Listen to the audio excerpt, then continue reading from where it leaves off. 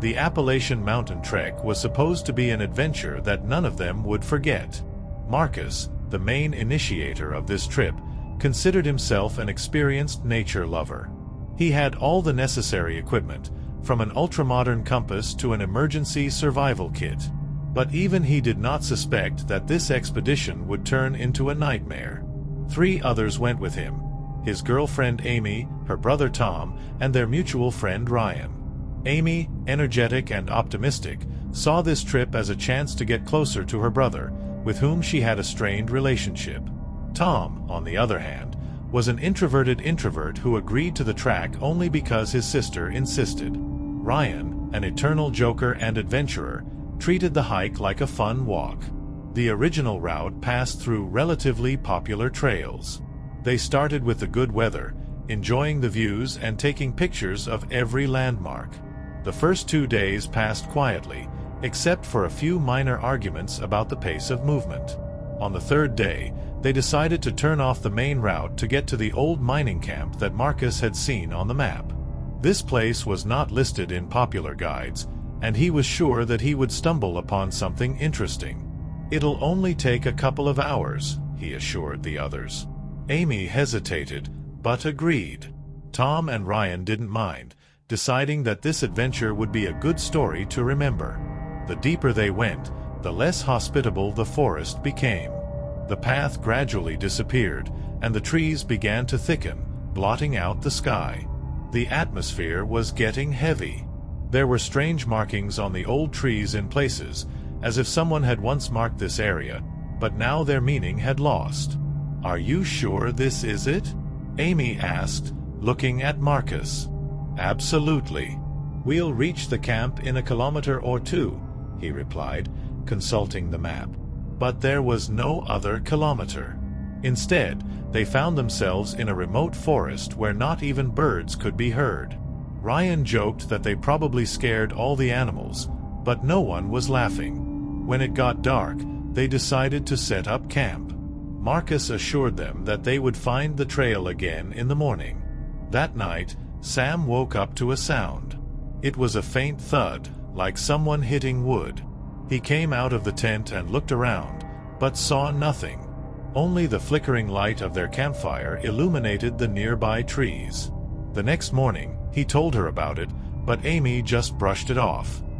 Probably, the wind was playing with the branches. However, Tom looked wary. "It wasn't the wind. I heard it too," he said. "It sounded too much, purposefully." On the 4th day, their situation worsened. They hadn't found the camp, and now they were running out of water. Tom began to openly express his dissatisfaction. "That's a great plan, Marcus.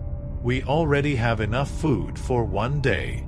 Do you even know where we are?"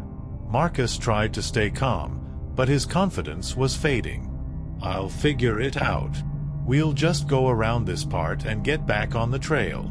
"Shall we go around? We've been standing still for a day." Tom couldn't stand it. Amy intervened to defuse the situation, but everyone knew that their nerves were on edge.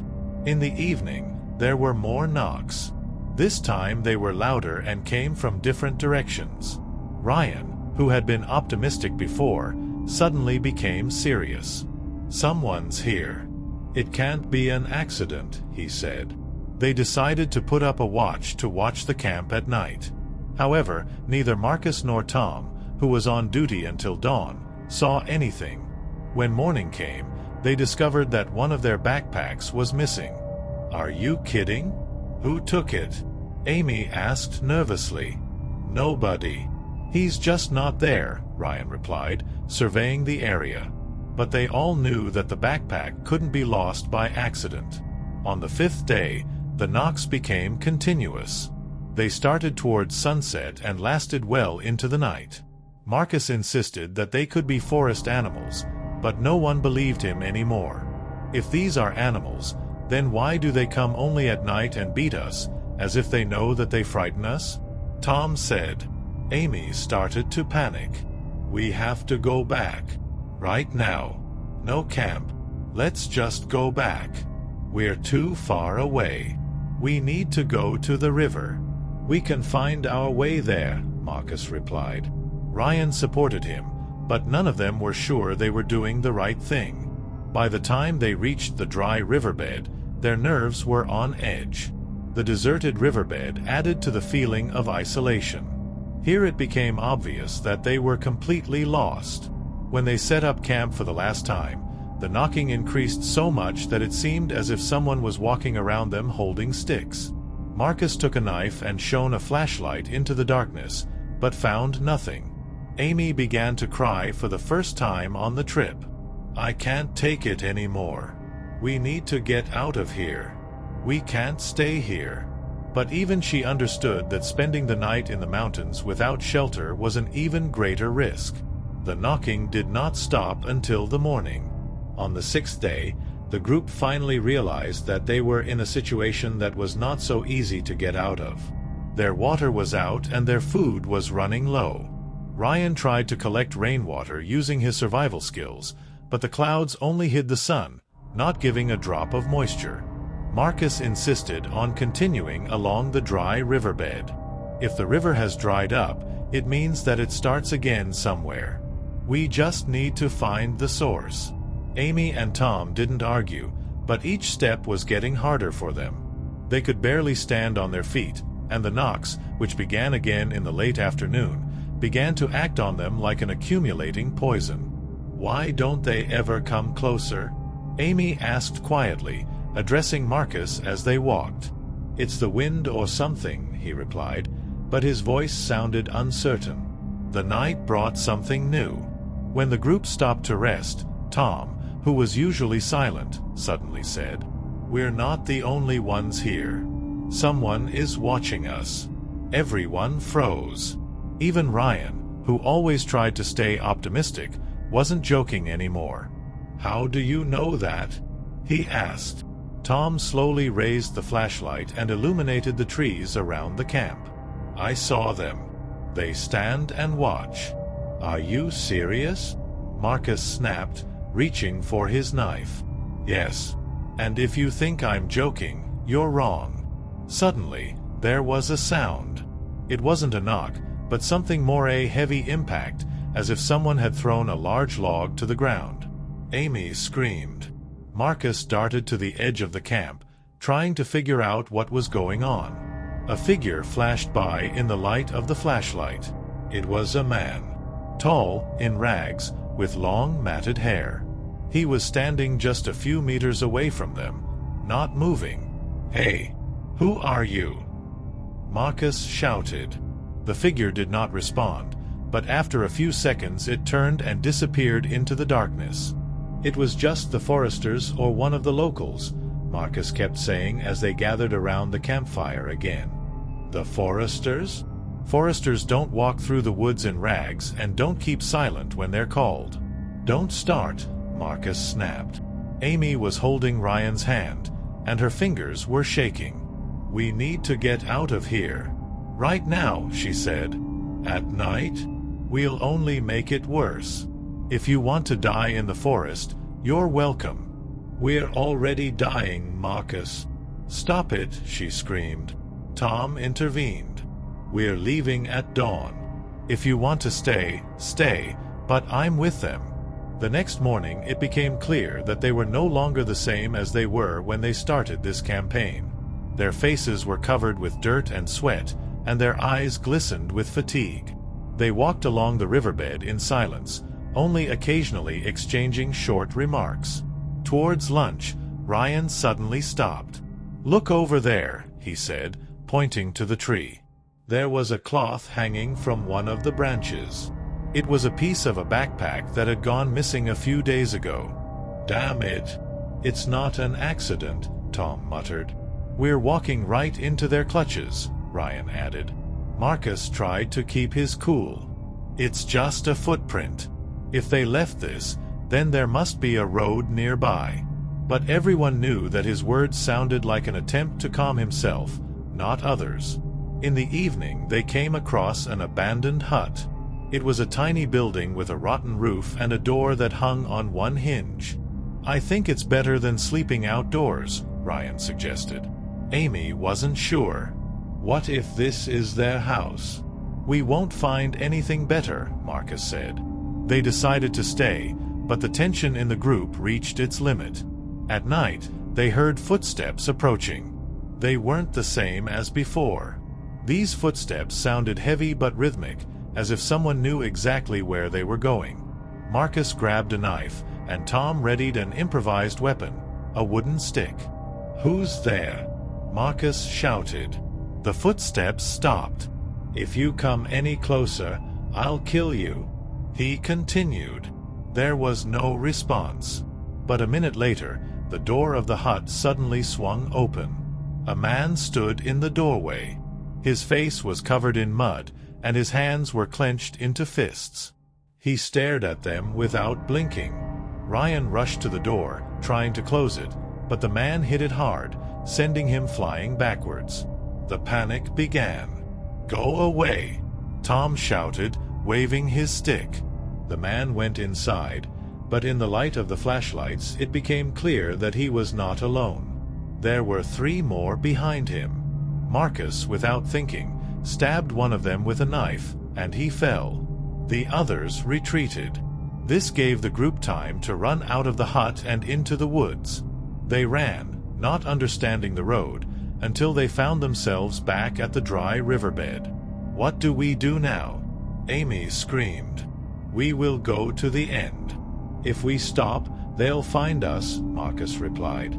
They walked non-stop until the next morning, but they did not find a single trail. The knocking came back. This time it sounded right behind my back. When they looked back, they saw them again. There were more of them now. "Run!" Tom shouted. The group started running again. Their breathing was loud and hoarse, and their legs could barely support their bodies. Every step hurt my muscles, but to stop meant death. Marcus looked back and saw that the pursuers were approaching. They were people, emaciated, ragged, with their hands covered with abrasions. They didn't look mad, but their faces reflected predatory determination. Amy stumbled and fell to the ground. Marcus rushed back to help her up. "Hurry up! We can't stop!" "Stop it!" he shouted. Tom and Ryan stopped in front of them, trying to cover them. Tom picked up a large rock and swung it, preparing to attack. "They won't stop until they get to us," he whispered to Ryan. One of the pursuers suddenly stopped and raised his hand. It was a strange gesture, as if he was trying to show something. "Wait," he said in a hoarse voice. "We're not going to kill you." Ryan laughed nervously.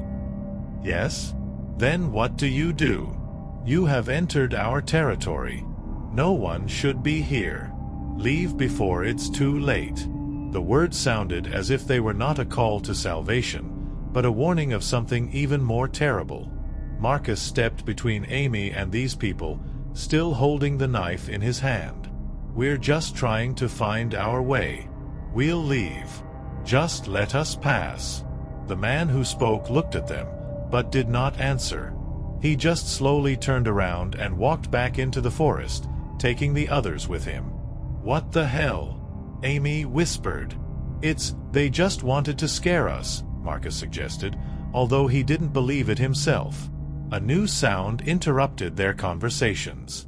It was not a knock, but a loud, rhythmic crackling coming from the depths of the forest. The sound was so loud that it sounded like someone was breaking trees with their bare hands. "Is that an animal?" Amy asked. "No. These are people. They're doing something," Ryan replied.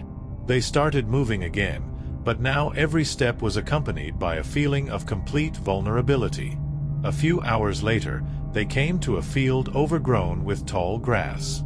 It became quieter here, and it seemed that the danger had receded. "We need to rest," Tom said. "If we keep going at this rate, we'll just collapse." Marcus looked around. The field did seem like a peaceful place, but his inner instinct resisted. "We can't stay in the open. They can come back." "Who are they?" Tom interrupted sharply. We don't even have proof that they are our enemies. Really? What was it then? Marcus nodded toward the woods. That's enough, Amy shouted, interrupting their argument. We're all on edge here. Just, let's take a break for at least 5 minutes. The group agreed. They sank to the ground, huddling in a circle to feel a little more secure. What if it was all a trap? Ryan asked. A trap? Amy asked. Well, think about it. They let us go too easily. What if they want to drive us where they want us? These words silenced everyone. Suddenly, Tom jumped to his feet. Be quiet. Did you hear that? Footsteps could be heard coming from the forest where they had come from. Not single ones, but many. The footsteps were heavy and chaotic, as if a whole group of people were moving behind them. They found us, Ryan said softly. Marcus waved his hand. Quickly! Into the grass! The group rushed into the tall grass, trying to escape as quickly as possible. They lay holding their breath and listened to the footsteps coming closer. When the figures entered the field, Sam saw them clearly for the first time. They were the same people as in the hut, but now their faces looked even more haggard. One of them was holding a long piece of metal in his hands, the other something like an old shovel. They started looking. One of them walked slowly past the spot where Amy and Marcus were hiding. Can they see us? What is it? She whispered. I don't know. Hush, he replied. The figures started to move on, but one of the people suddenly stopped. He raised his hand and pointed straight at them. There. The panic began. The group jumped up and started running again. This time, the pursuit was even more ferocious. They ran blindly until they came to a wide river. The water was dirty and the current was strong. We'll have to cross it, Marcus said. Are you crazy? It's going to kill us, Amy screamed. If we don't cross, they'll kill us. Stop it, he shouted back. Without a choice, they began to enter the water. The current immediately knocked them off their feet, but they clung to each other, screaming and cursing. When they reached the other bank, the pursuers stopped. They're not crossing, Ryan said, breathing heavily. Why? Amy asked. Maybe this is their border. The group fell to the ground, but even across the river, they could still see these people standing on the shore, staring at them. We need to keep going, Tom said quietly. A few hours later, they finally reached the trail. The path was narrow, but it was their first clue of all time. When the first sign of civilization appeared on the horizon, a rusty signpost, Marcus felt tears welling up in his eyes. But when they reached the road, exhausted, the final shock awaited them. One of the people who were chasing them was standing by the road. He looked at them, calmly, without emotion. You'll never tell me what you saw anyway, he said softly, and his voice was icy. The group was silent. They understood that the remaining days would be full of nightmares and questions that no one would give answers to. Sam looked at the man standing by the road. He looked like he knew something he was never going to explain. Their eyes met for a moment, and Sam realized that there was no threat or malice in that gaze.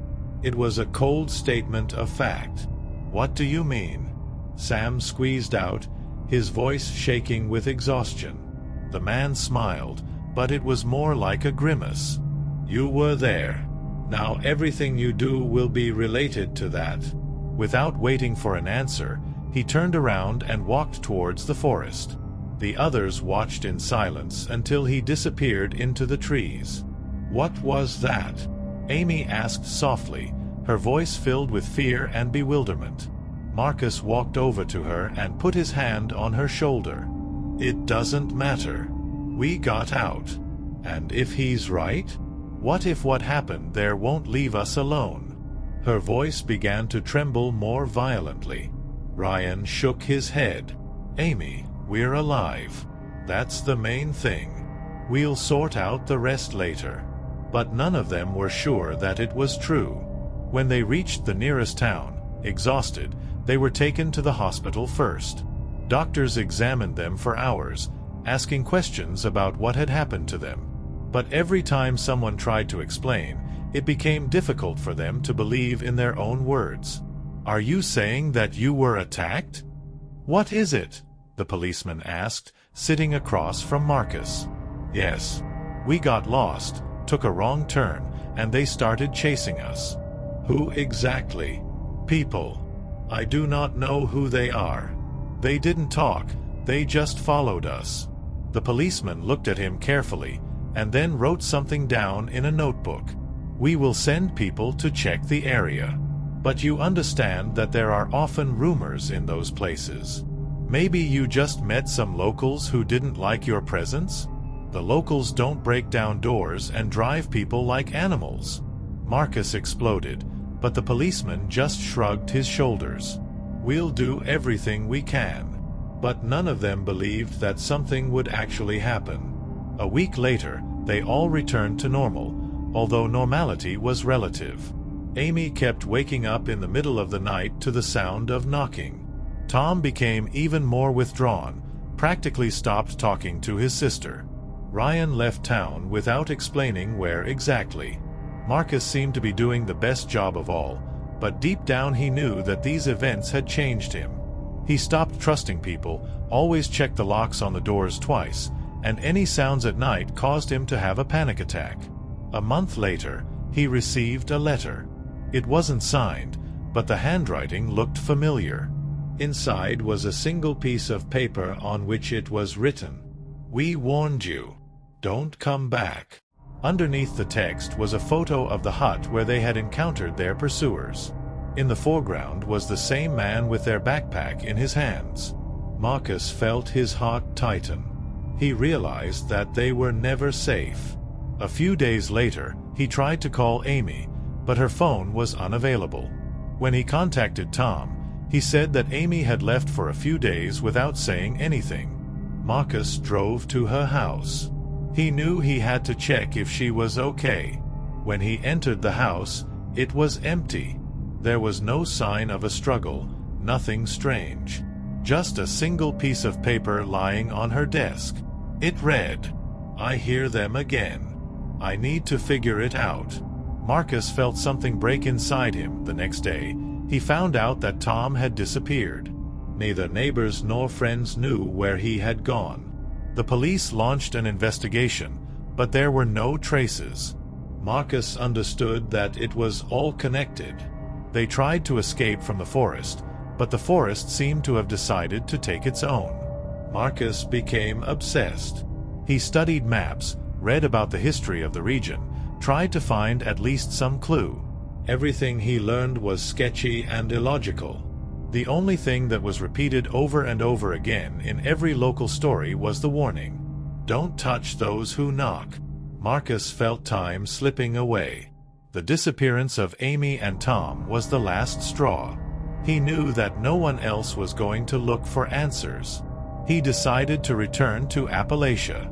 It was a crazy idea, but he believed it was the only way he could figure out what had happened. He made careful preparations. He took a map, a satellite phone, a weapon, a supply of water and food. His journey back was harder than he expected. The forest seemed to him even more gloomy than the first time.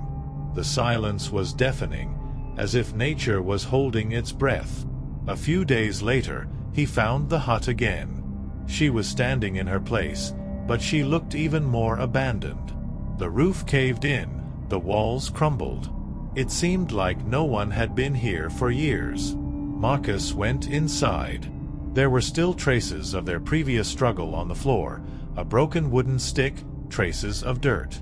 But the main find was the notes scattered around the room. They were written in different handwriting, but they all said the same thing. "They will come for you if you stay." One of the sheets caught his attention. He recognized Amy's handwriting. "I thought I could stop it, but I was wrong. If you're reading this, leave. Don't look for us. It doesn't matter anymore."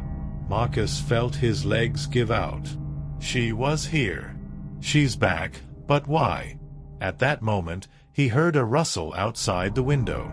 His heart began to beat faster. He pulled out his gun and walked slowly to the door. There was no one behind her, but he felt that someone was watching him. "Who's there?" "Stop it," he shouted. There was no response. Marcus decided to leave. Everything inside him screamed that he had to run. When he came out of the hut, his gaze fell on something on the ground. It was a map. It marked a route that went through the forest and ended at the mine, which they never found. There was a note under the card. "Last chance. Decide for yourself." Marcus stood looking at the map. He knew that he could find the answers there, in the mine. But he also knew that these answers would probably be the end of him. He stood in silence for a long time before turning around and walking back into the forest, away from the mine, away from all this. But after an hour of walking, he heard a familiar sound behind him. A knock. He looked back.